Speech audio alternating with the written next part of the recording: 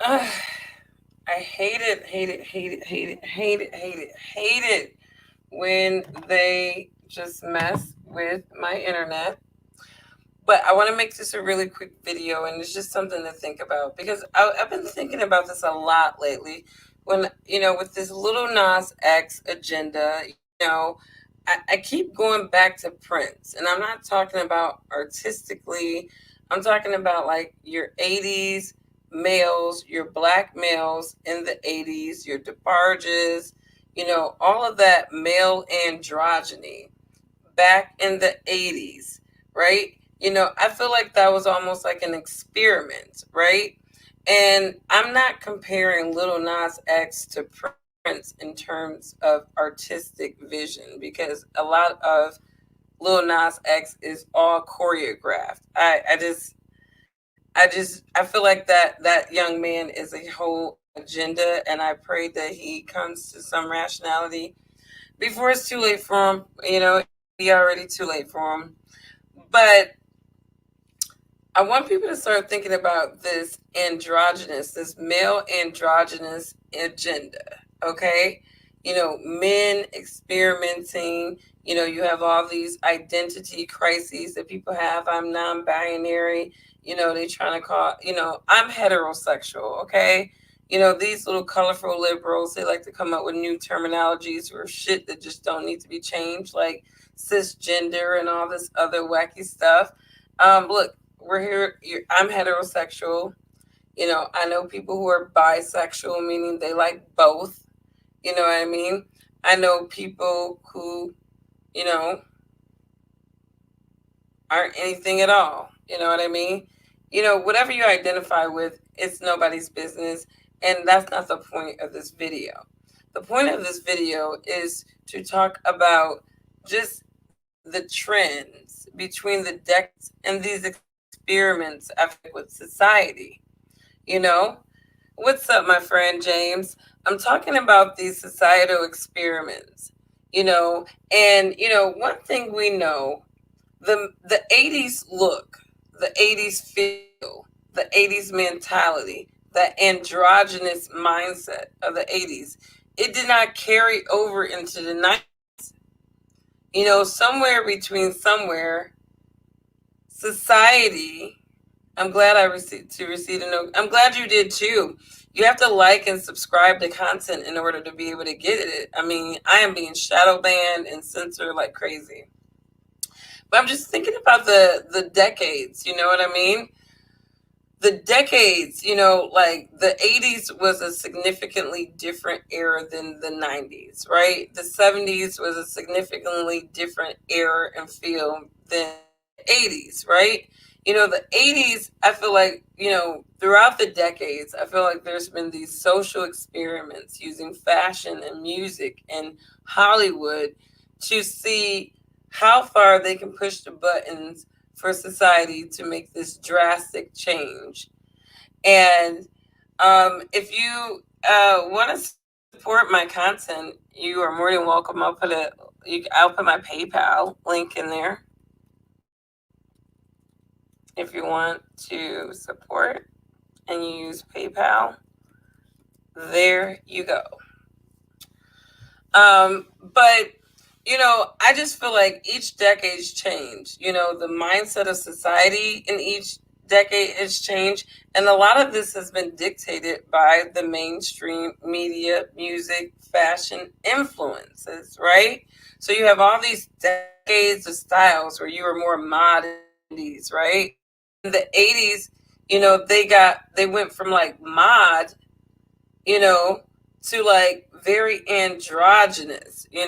They went mod, or the black culture. We went afros, and very, very. You had the bell bottoms, and everybody was wearing fitted stuff. And then the 80s, everybody, like, men started experimenting with the female styles. Women started experimenting with the male styles, and you had this whole culture of androgynous people, right? But then in the 90s, it seemed like things kind of normalized, where you had people, androgyny was everywhere in the 80s. Prince, hair braids, and Annie Lennox. Notice that was like an error of that, where people were androgynous. And I'm noticing with this whole gender dysphoria thing and, this promotion of it in the music with Little Nas X, I'm like, I feel like this is just recycled tactics in society, where now they're pushing the buttons even further as society has been further desensitized. So, I feel like, when we're looking at the trends that are going on today, I feel like we really need to start taking them with a grain of salt, because, they always say that style came back. Oh, they brought that back. And I'll be like, who is they? Who is, you know, people really believe that there are some people simulating the societal experience. Up, see, there they go. I must be hitting the nerve with the little cyber demons. They're like, don't talk about our algorithms. Let me make sure I still got my mic. Nope. See, little cyber demons, they are crafty little devils. They're like, she's talking about the simulation, guys. Shut her off. Shut her off. Look, we already know about y'all games. It's enough information out there. Y'all kind of sold yourself out with all this social media shit. But what I'm saying is that, I feel like these are recycled behaviors, because in the 80s, I feel like in addition to androgyny, you also had people who were very loose in their sexual values. They did not really care about their bodies. One of the things that my neighbor was telling me, and he's in the gay community, he said most of these gay people, they are not in a monogamous relationship. They are having very loose sexual contacts. I can imagine the level of disease that is being spread by individuals who don't care about protecting themselves and out there just sharing their temple, the body, with anybody. But I noticed like these type of behaviors are being popularized. You look at Lil Nas X. Lil Nas X is a clown for attention. At least artists in the 80s could pay an instrument. The true that. And that's why I said, when I'm not comparing Lil Nas X to Prince from the sense of artistry. Lil Nas X will never be Prince. Never. That man could play and make music. There is a difference. There's a difference. Lil Nas X is a pawn in a chess game.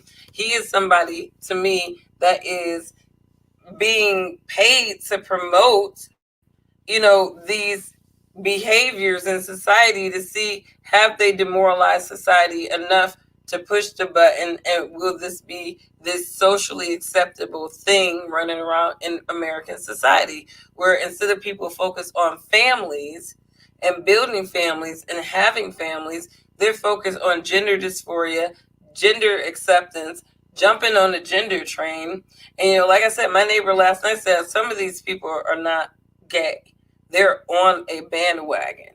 They're on a they're insecure people who have jumped on a movement.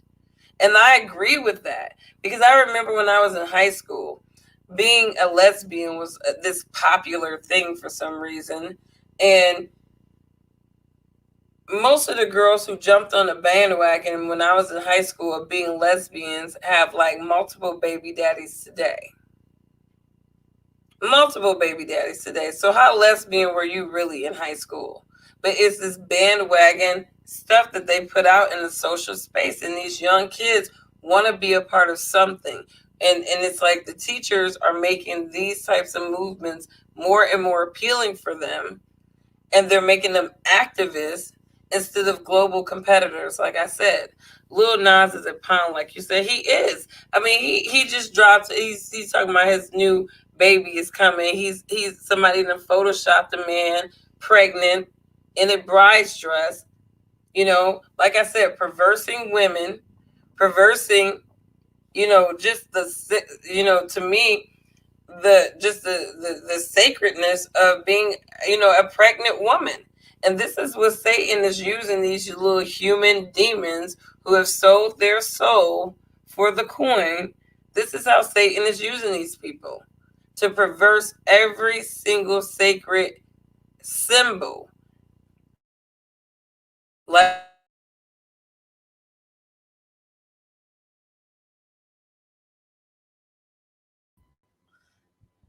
man, I'm telling you, the devil busy when you start talking about the devil and his little how he using demons.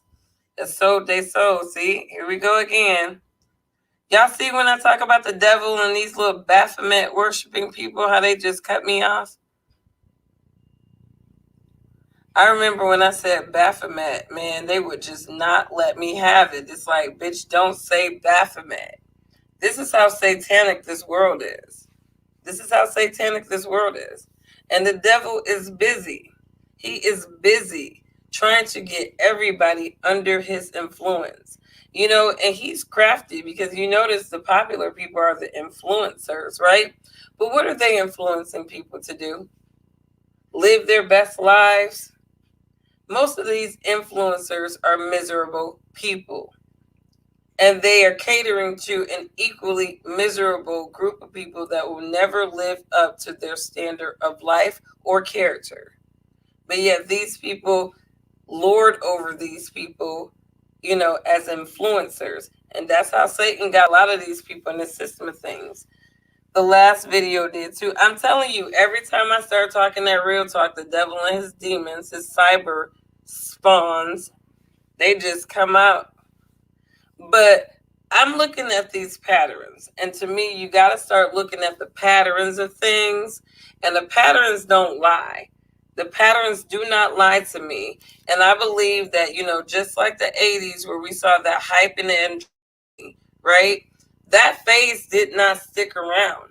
You know what? I'm a 90s baby. I grew up in the 90s. And I'm telling you, in the 90s, we didn't have none of that stuff. You know, we did not have none of that stuff. There were gay people in society. There were trans people in society. There were bi people in society. And they were integrated into society with no issues. Then you got all these other little colorful letters that then came out of nowhere. And now all of a sudden we got this crisis.